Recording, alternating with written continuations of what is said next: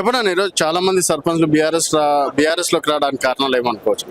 మాది తలకొండపల్లి మండలం కల్వకుర్తి నియోజకవర్గం హర్యానాయక్ తండ గ్రామ పంచాయతీ సర్పంచ్ నేను. మరి గత 10 ఏళ్లు కేసీఆర్ అధికారంలో మరి పేదలకు అనేక సంక్షేమ పథకాలతో మరి సురక్షితంగా పరిపాలించడం జరిగింది.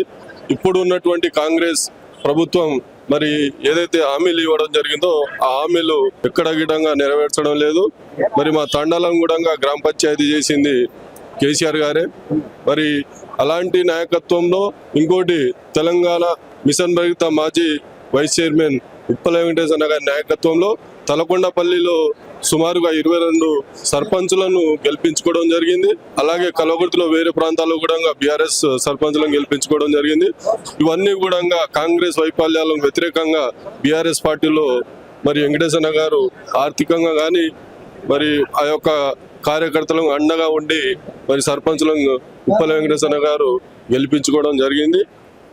అదే స్థాయిలో అదే మరి వెంకటేశ్వర గారు కార్యకర్తలకు సేవా కార్యక్రమాలు కానీ ఆర్థికంగా ఆదుకోవడంతో అవన్నీ కూడా దృష్టి పెట్టుకొని బీఆర్ఎస్ వైపు ఆ ప్రాంత ప్రజలందరూ కూడా బీఆర్ఎస్ మళ్ళీ కేసీఆర్ గారి నాయకత్వం రావాలని వెంకటేశ్వర గారి నాయకత్వంలో బీఆర్ఎస్ సర్పంచ్లందరూ కూడా ఇంతకుముందు చేరిన ఉన్నారు నాయకులు. ఇప్పుడు కూడా కొత్త సర్పంచ్లు ఇండిపెండెంట్ గెలిచిన సర్పంచ్లందరూ కూడా బీఆర్ఎస్ లో చేరడం జరిగింది.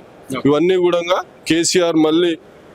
కేసీఆర్ ని సీఎం చేయడానికి మరి మళ్ళీ అధికారంలో రావడానికి కల్వకుర్తిలో ఎమ్మెల్యేని గెలిపించుకోవడానికి ప్రజలందరూ కూడా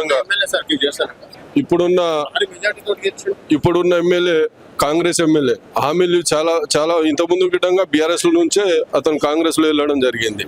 మరి కాంగ్రెస్ లో ఏదైతే హామీలు ఇచ్చిరో హామీలు కూడా ఇక్కడ కూడా హామీలు ఇవ్వడం లేదు.